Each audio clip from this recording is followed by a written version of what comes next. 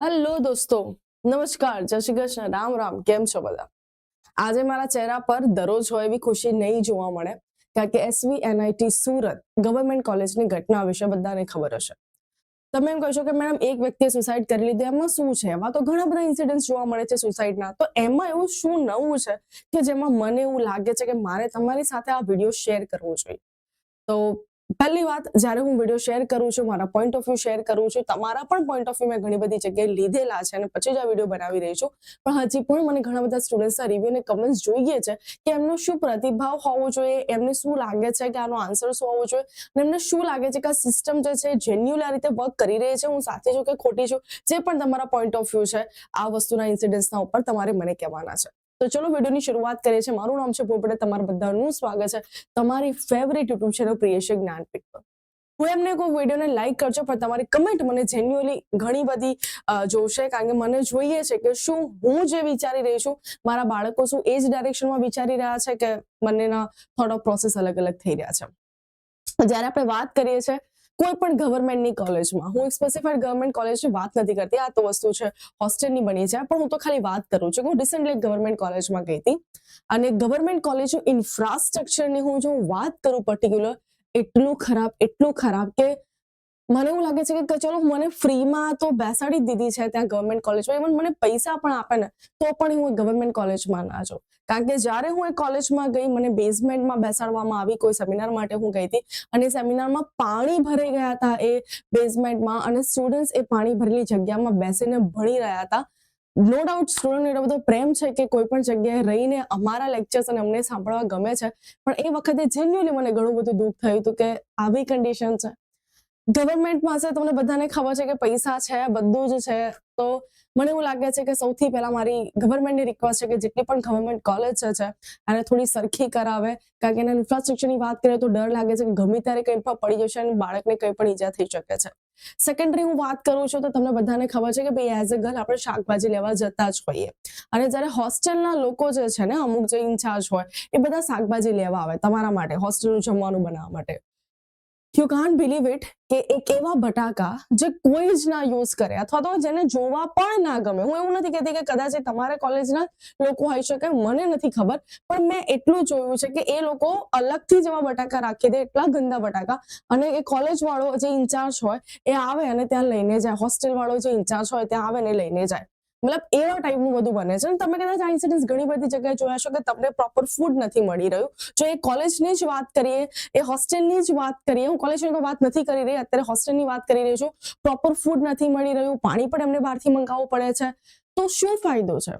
આપણા પેરેન્ટ્સ આપણને દૂર એટલા માટે મૂકે છે કે ભૈયા ચાલ, તને ગવર્મેન્ટ કોલેજ મળી છે તો વાંધો નહીં, તું ભણજે, ત્યાં થોડું તને આપણને ફાઇનાન્શિયલી થોડો પ્રોબ્લેમ છે તો એ તો ઠીક થઈ જશે, હોસ્ટેલમાં તું ત્યાં રહેજે એટલે કોઈ ઇશ્યુ નથી. અને કોલેજની જ હોસ્ટેલમાં તો ખાસ કરીને એટલા માટે આપણને પ્રિફર કરાવતા હોય છે કે આપણી એક કહેવત ને, એક સિક્યોરિટી થઈ છે કે હા ભાઈ કોલેજની જ હોસ્ટેલમાં રહે છે તો કંઈ વાંધો નહીં આવે. પણ ઘણી જગ્યાએ કોલેજની હોસ્ટેલમાં જ પ્રોપર ફૂડ નથી મળતું, પાણીનો પ્રોબ્લેમ હોય છે, અને વોર્ડની તો આપણે વાત જ શું કરી દે, મતલબ ડર લાગે એવા હોય છે.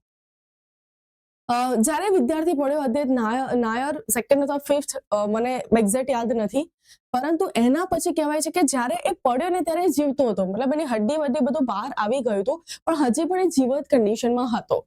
કહેવાય છે કે આજકાલના જમાનામાં જો આપણે બ્લિંકિટ કરીએ છીએ તો વિધિન 5 મિનિટ્સ, વિધિન 10 મિનિટ્સમાં આપણને બધું જ ડિલિવર થઈ જાય છે.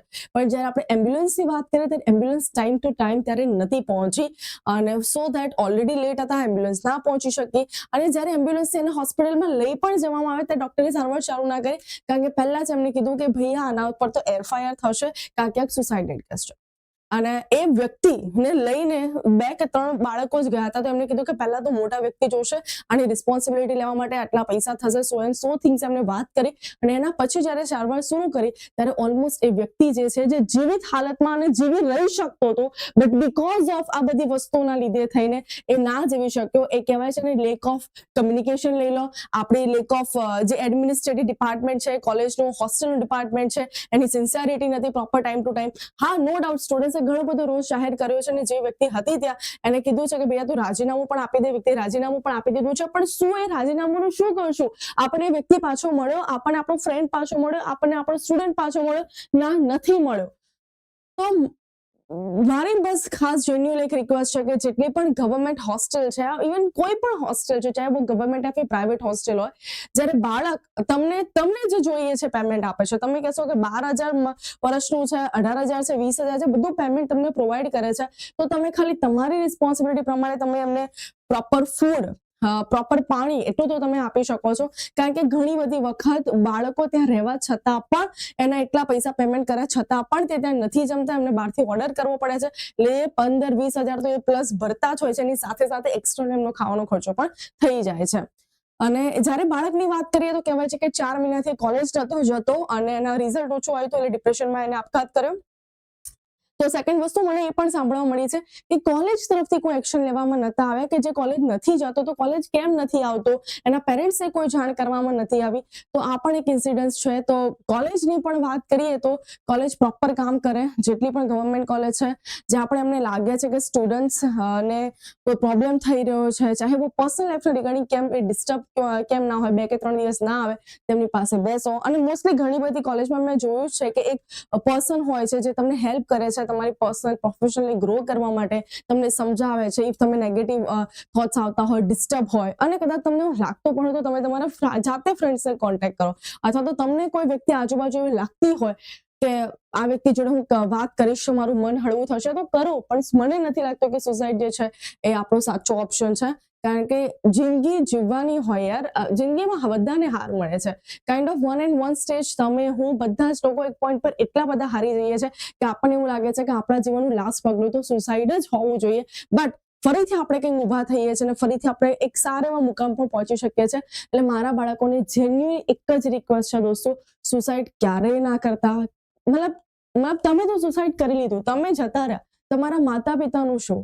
તમે ક્યારે વિચાર્યું છે કે એઝ અ પેરેન્ટ એમને તમને મોટા કરવામાં ક્યારે એવું નથી ગણ્યું કે યાર મારી રાતોની રાતો નીંદ જતી રહી છે, એના બહાર તમારું 12th ચાલતું હોય, આખી આખી રાત તમારી સાથે જાગશે, તમે ક્યાંય બહાર જવાના હોય. ફોર એક્ઝામ્પલ હું ઘણી વખત વિચારું કે જ્યારે હું ફૂલ ફેમિલી અમે ક્યાંય બહાર જવાનું હોય તો સૌથી પહેલા મમ્મી ઉઠે, પપ્પા ઉઠે, ઘરનું બધું કામ પતાવી દે, આપણા માટે આપણને લેટ ઉઠાડે કે ચલો એની ઊંઘ પૂરી થાય, અને પછી આપણી બધી વસ્તુ રેડી હોય. તો મતલબ એમના માટે તો વિચારો અને સુસાઇડ ક્યારેય ના કરશો. અને કોલેજ અને હોસ્ટેલ ઉપર તમારો શું રિસ્પોન્સ હોવો જોઈએ અને તમને શું લાગે છે કે આ ઘટના કેમ થઈ હશે અને કઈ કઈ તમારી કોલેજમાં પણ પ્રોબ્લેમ આવે છે, હોસ્ટેલમાં પ્રોબ્લેમ આવે છે, એ જરૂરથી કહેજો. અને તમને લાગે છે કે તમારે એમની સામે આવાજ ઉઠાવવી જોઈએ તો ઉઠાવજો. નો ડાઉટ હું એમ કહીશ કે સિસ્ટમ સાથે કોઈ સમટાઈમ્સ નથી જીતી શક્યા, પણ સિસ્ટમ સાથે અગર સહી તરીકે से લડા જાય તો આપણે જીતી પણ શકીએ છીએ. તો દોસ્તો તમને એવું લાગે છે કે મારે આ સિસ્ટમ સાથે લડવું જોઈએ તો ડેફિનેટલી તમે લડી શકો છો. ટિલ તમે આ વિડીયો બધાને શેર કરો અને તમારા બધાના જે પણ પોઈન્ટ ઓફ વ્યૂ છે મને કમેન્ટમાં જરૂરથી શેર કરજો. બાય બાય, ટેક કેર દોસ્તો, જય શ્રી કૃષ્ણ, રામ રામ.